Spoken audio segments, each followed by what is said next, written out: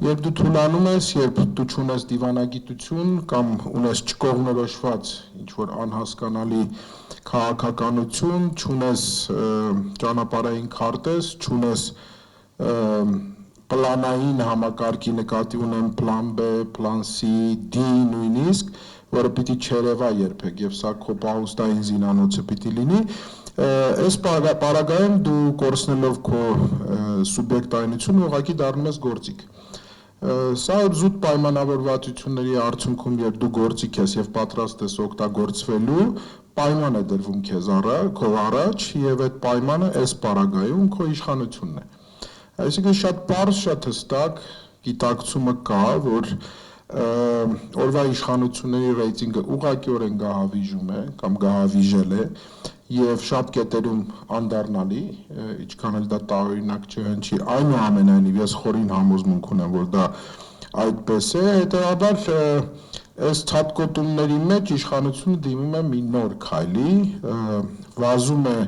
այնպիսի տեղ, որտեղից հնարավոր կլինի կորզել որոշակի, այսպես ավելի շատ ազդեցության լծակ եւ այս պարագայում դա Եվրոպան է, ինչու, որովհետև որոշակի համընկնում կա եվրոպական շահերի եւ օրվա իշխանությունների շահերի, սա հայկական շահ չի բնավ, որովհետև Կարենը շատ հետաքրքիր անդրադարձավ դրան, դու պարզապես սպասում ես քո հերթական առաջադրանքին, որովհետև դրել ես պայմանը կամ խնդրել ես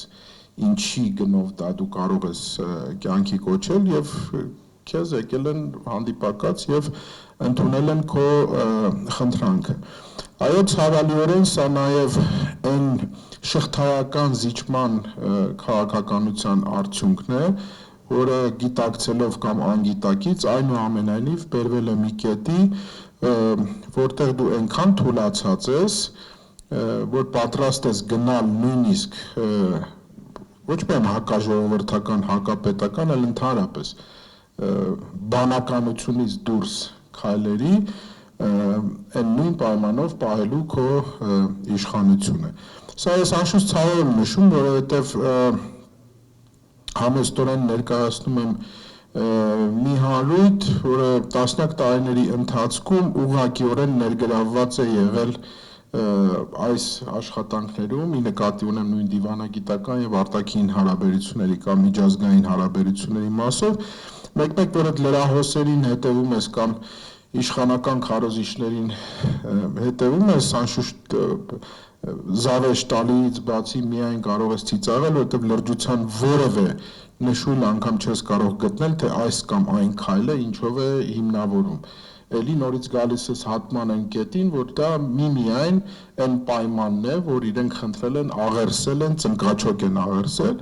եւ դրա դիմաց պատրաստ են եղել կատարել այն, ինչ որ իրենց կասվի։ Երբ որ Եվրոպան քեզ ասում է, մեզ ասեք մենք ինչ անենք ձեզ համար, որպեսզի դուք մնաք իշխանության, դա շատ հեշտ է այդ evil-ի, սատանայի կամ վատի կերպարը հորինելով, իսկ այս պարագայում դա նույն հիբրիդային պատերազմը, որ շատ մոդայիկ է, ազդեցիկ է, հնարավոր է շատ երկար խոսել այդ թեմայով եւ շատ կետերով, այդ հսկայական մի լիստ է, որ ամեն օր կարելի է ամեն կետի անդրադառնալ եւ 24 ժամվա այդ բանը ապահովել, հա, ազդեցությունը եւ սրանք էլ պարզապիտի հորինվի դա, այստեղ որևէ մեկը թող փորձ անգամ չանի, այդ որ չի նշվում այդ հիբրիդային պատերազմ, դա պարզ ասում եմ, ուրիշ երկիր չկա, դա Ռուսաստանն է, որովհետև բնավ իրանական կամ պարսկական օրակարգում նման բան Հայաստանի հետ կապված չկա եւ չի կարող գոյություն ունենալ, շատ պարզ պատճառներով այն դիրքավորումները, ինչ որ Իրանը ունի Սյունիքի հետ կապված եւ Թրիփի հետ կապված, դրա վառ եւ ցցուն ապացույցներ։ Հետևաբար Հայաստանը այսօր իր այս վարած քաղաքականության արդյունքում այնպիսի թուլացած, այնպիսի զիջողական դիրքում է հայտնված, որ ամեն ինչ կարելի է կորզել, իսկ եթե կա հիբրիդային պատերազմ, դա հյուսիսում եւ հարավում չի փնտրվում, դա արևելքում եւ արևմուտքում պիտի փնտրվի, ի մասնավորի Բաքվում եւ Անկարայում, շատ պարզ, այն հիբրիդային պատերազմի դասական տարբերակը որ կա, Անշուշտ Բաքու եւ Անկարա հանգույցի մեջ պետք է փնտրել։